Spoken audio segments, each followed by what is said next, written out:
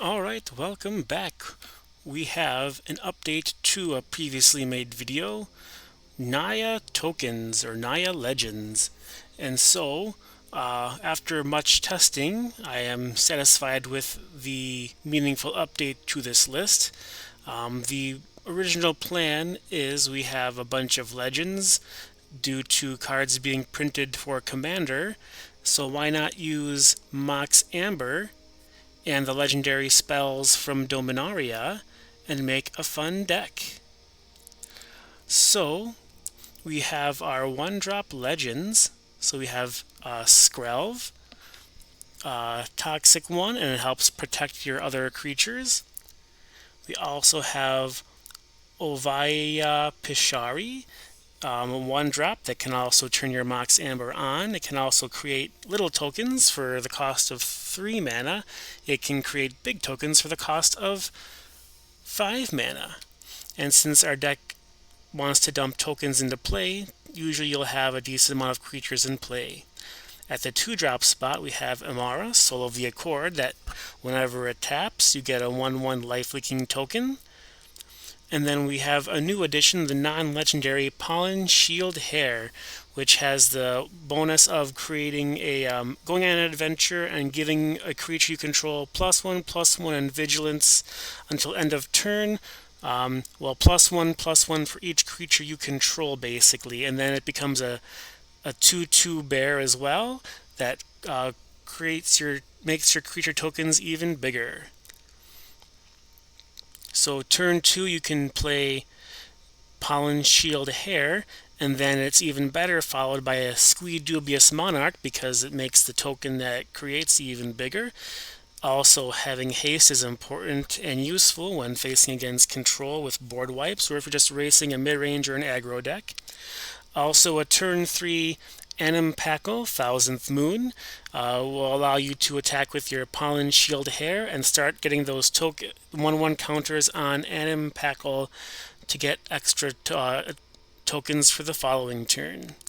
And again, all those tokens get boosted by Pollen-Shield Hare. Then we also have the crux of the deck. We have our King Darian, the 48th.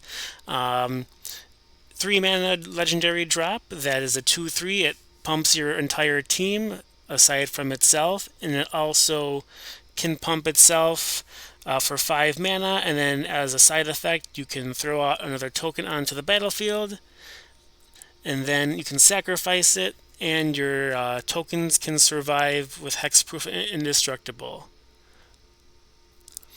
We also have Gired, Mirror of the Wilds, another hasty dude, 3/3 haste. It also lets your non-token creatures have tap, copy a token that entered the battlefield this turn. Living the dream with, if a meteorite were to come into play with Roxanne, all your other non-token creatures could copy it for some extra damage. And also, Roxanne is a decent 4/3 creature with that meteorite coming into play, and the meteorite also takes us to have a decently sized Jaya's Immolating Inferno, which is basically a fireball that targets up to 3 targets with no extra cost involved. And then another Relic of Legends for extra mana producing abilities. And then lastly, we have our one-sided board wipe, Urza's Ruinous Blast. Your tokens won't survive, but your legends will. For the mana base, we have Plaza of Heroes for casting our legends and protecting them, Mana Confluence to add all the colors, Jetmir's Garden to add all the colors, and then we're splitting shock lands with check lands because I don't have them all in arena, and it seems to be working quite fine. So you can probably get by with this land base if you don't want to spend the money or spend the wilds. You also have a Flippy-Doo land as well, and then one of each basic for when you get Field of Ruined. Sideboard is pretty standard fare. We have extra legends such as Thalia to stuff combo and control, and also get you on the attack.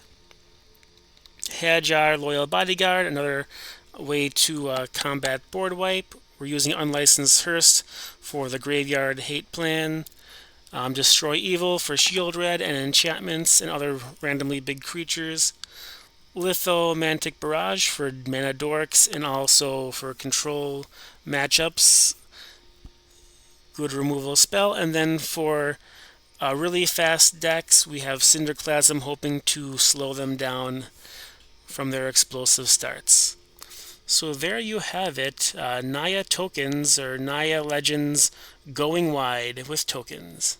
Thanks for watching.